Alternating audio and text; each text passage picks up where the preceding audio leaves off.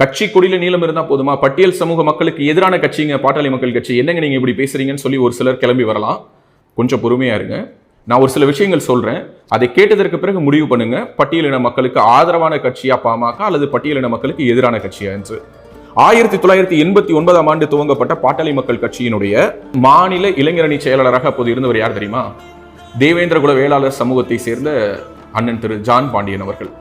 அவர் தான் 1989ஆம் ஆண்டுல பாட்டாளி மக்கள் கட்சியில பொதுச் செயலாளராக இருந்தவர். அதே காலகட்டத்தில் தேவேந்திரகுல வேளாளர் வகுப்பை சேர்ந்த மறைந்த ஐயா திரு பசும்பொன் பாண்டியன் அவர்களுக்கு பொருளாளர் பதவியும் கொடுத்து மருத்துவர் ராமதாஸ் அழகு பார்த்திருக்கிறாரு.